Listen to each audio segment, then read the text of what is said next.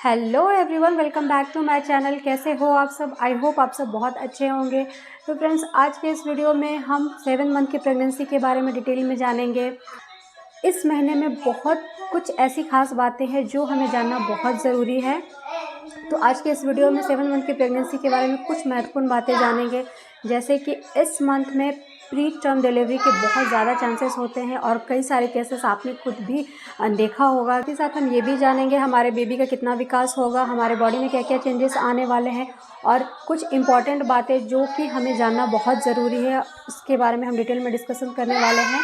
तो वीडियो अगर पसंद आए तो वीडियो को लाइक शेयर कीजिएगा और अभी तक अगर मेरे चैनल को सब्सक्राइब नहीं किया तो प्लीज़ मेरे चैनल को सब्सक्राइब करें। तो चलिए वीडियो को शुरू करते हैं। सबसे पहले बात करते हैं बेबी के हाइट की। तो बेबी का जो हाइट है, पिछले वीडियो में हमने देखा था कि प्रीवियस मंथ में बेबी की जो हाइट थी वो करीबन 1 फीट यानी 12 इंच तक थी। इस महीने 12 से 14 इंच तक बेबी का हाइट होने वाला है। डिपेंड करता है कि माता पिता का हाइट कितना है। उसके बाद वेट की बात करें तो बेबी का वेट 1 केजी से लेकर 1.5 केजी के बीच में होगा। हम बेबी के स्किन की बात करें तो बेबी का स्किन ट्रांसपेरेंट पिछले मंथ तक था। हेयर थे, बट इस मंथ क्या होगा, थोड़े बहुत हेयर झड़ेंगे। स्किन की जो ट्रांसपेरेंसी है उसके अंदर पिगमेंटेशन आने शुरू हो जाएंगे और कलर अलग अलग होने लगेंगे, चाहे वो हेयर के कलर हो या स्किन के कलर हो। स्किन के ऊपर एक वाइट कलर की लेयर होती है जो कि बेबी के स्किन को एमनियोटिक फ्लूइड से रक्षा करती है, उसे बचाती है ताकि किसी भी तरह का उससे बेबी के स्किन को प्रॉब्लम ना हो। तो ये सारा कुछ आपके बेबी के अंदर होगा। उसके बाद अब हम बात करते हैं बेबी के ऑर्गन्स की। ऑर्गन्स की बात करें तो अभी तक बेबी के सारे ऑर्गन्स ऑलरेडी बन चुके भी हैं और विकसित भी हो चुके हैं। यानी कि अगर अभी बेबी का अगर प्री मैच्योर डिलीवरी होता है, प्री टर्म डिलीवरी होती भी है, तो भी बेबी बाहर की दुनिया में आ सकता है, सर्वाइव कर सकता है। बेबी के लंग्स अच्छे से काम करने शुरू हो जाते हैं और पूरे बच्चे के जो सारे ऑर्गन्स हैं वो डेवलप कर जाते हैं, जैसे कि आँख, कान, नाक, वो टच को भी वो फील कर सकता है। यानी कि जितने ऑर्गन्स पहले बन चुके थे सबका विकास पूरी तरह से हो चुका होता है। और अगर प्री टर्म डिलीवरी होती है तो भी बच्चा अच्छे से बाहर की दुनिया में आ सकता है, रह सकता है, सर्वाइव कर सकता है।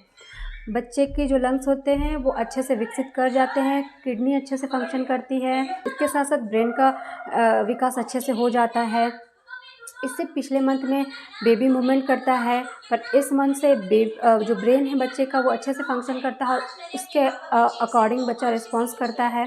यानी कि अगर बाहर में कोई लाउड म्यूज़िक बज रहा है तो वो उसको रिस्पॉन्स करेगा, लाइट ऑफ और ऑन होती है तो भी वो समझेगा।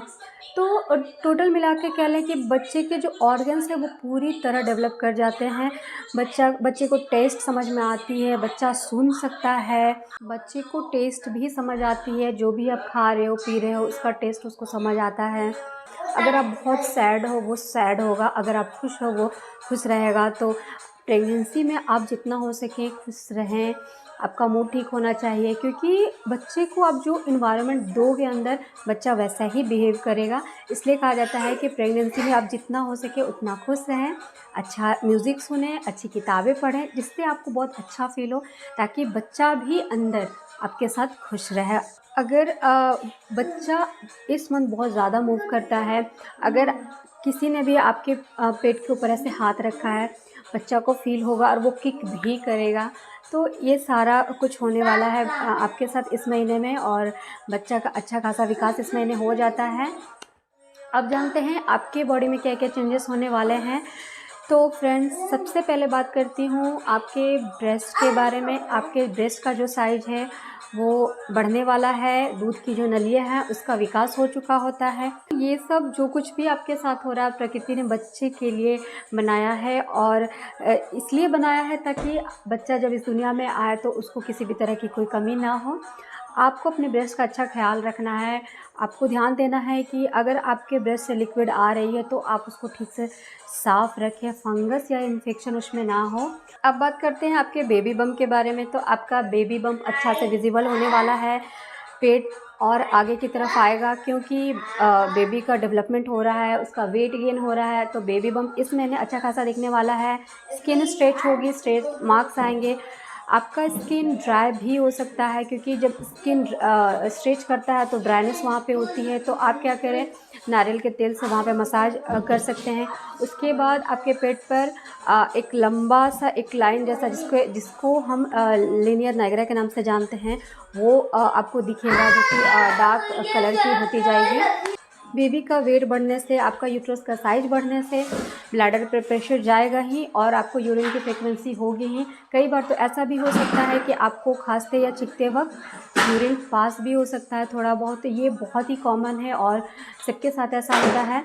उसके बाद इस मंथ बेबी का मूवमेंट बहुत ज़्यादा होने वाला है। बेबी बहुत घूमता है इस महीने में, उसको स्पेस भी मिलता है और बच्चा एक्टिव भी होता है। फ्रेंड्स, इस मंथ बेबी बहुत मूव करता है, आपको उसकी मूवमेंट बहुत ज़्यादा समझ आने वाली है। इसके साथ साथ उसका स्लीपिंग पैटर्न भी फिक्स होने वाला है, यानी कि उसका जो सोने का टाइम है, जागने का टाइम है, एकदम फिक्स होगा। वो 2-4 घंटे आपको ऐसा फील होगा कि बच्चा बहुत मूव कर रहा है, और फिर 4-5 घंटे तक बच्चा बिल्कुल सो जाता है। और कहीं ना कहीं हमेशा मन में ये हमारा क्वेश्चन हो जाता है कि क्या हुआ, अभी तो मेरा बच्चा बहुत ज़्यादा मूव कर रहा था कुछ देर पहले और 4-5 घंटे से कोई मूवमेंट नहीं है। तो इस केस में हम थोड़ा परेशान हो जाते हैं, लेकिन परेशानी की कोई बात नहीं है। बच्चा सो रहा होता है तो वो बिल्कुल स्थिर होता है, शांत होता है। उसके बाद जैसे ही बच्चा जागता है, फिर से उसकी मूवमेंट स्टार्ट हो जाती है।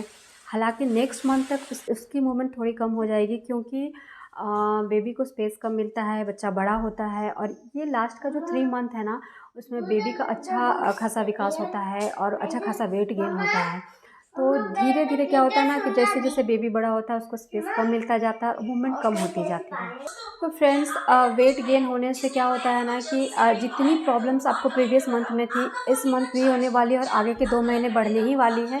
क्योंकि आपके बेबी का वेट बढ़ रहा है, आपका वेट बढ़ रहा है, तो आपको बैक में प्रॉब्लम होगी, बैक में दर्द रहेगा, आपके पैर में दर्द होने वाला है, हाथ पैर में सूजन भी होगी, हार्ट बर्न होगा।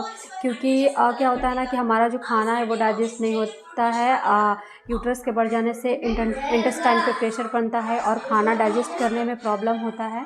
तो आप कोशिश करें कि जो खाना है वो थोड़े थोड़े अमाउंट में खाएं, ताकि एक बार में आपका जो स्टमक है वो फुल ना हो, क्योंकि ऑलरेडी उसके ऊपर यूट्रस का प्रेशर है। तो कोशिश करें, अगर आपको 3 या 4 रोटी आप खाते हो तो 1/4 खाओ और कई बार में खाओ, वो ज़्यादा बेहतर होगा। इससे आपका हार्ट बर्न नहीं होगा, गैस्ट्रिक की समस्या नहीं होगी, एसिडिटी नहीं होगी।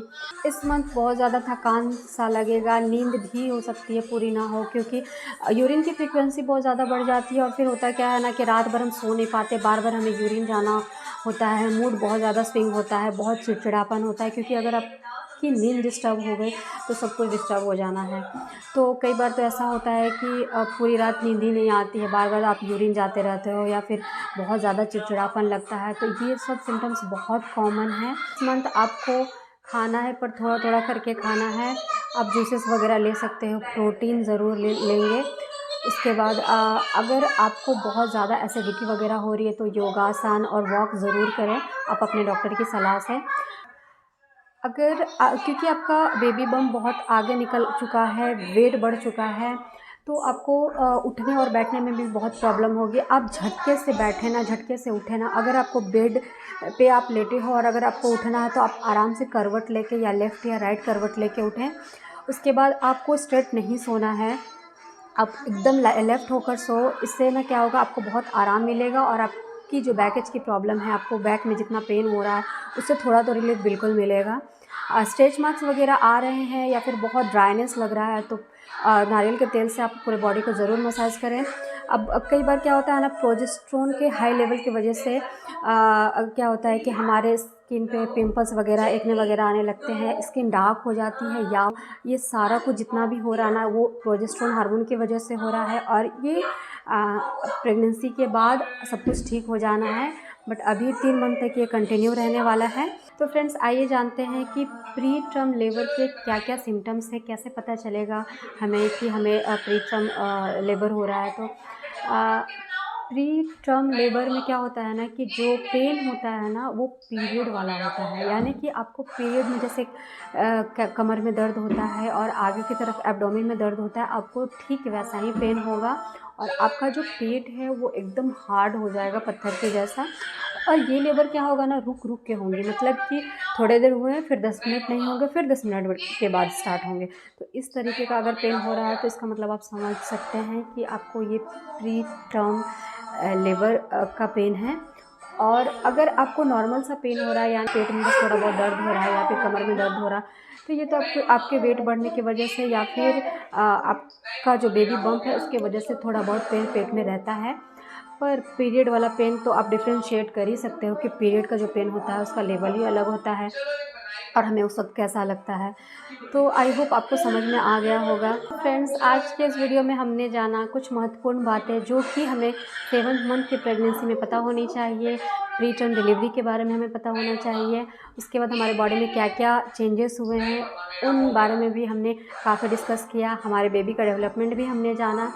आगे प्रेगनेंसी सीरीज़ का ये वीडियो कंटिन्यू रहेगा और अगले वीडियो में हम जानेंगे 8वें महीने में हमारे बॉडी में क्या क्या चेंजेस होने वाले हैं, हमारे बेबी का कैसा विकास होने वाला है। तो प्लीज़ मेरे चैनल से जुड़े रहें। अगर मेरा ये वीडियो आप लोगों को पसंद आया तो प्लीज़ मेरे वीडियो को लाइक शेयर कीजिएगा, साथ ही साथ मेरे चैनल को ज़रूर सब्सक्राइब करें। Thank you.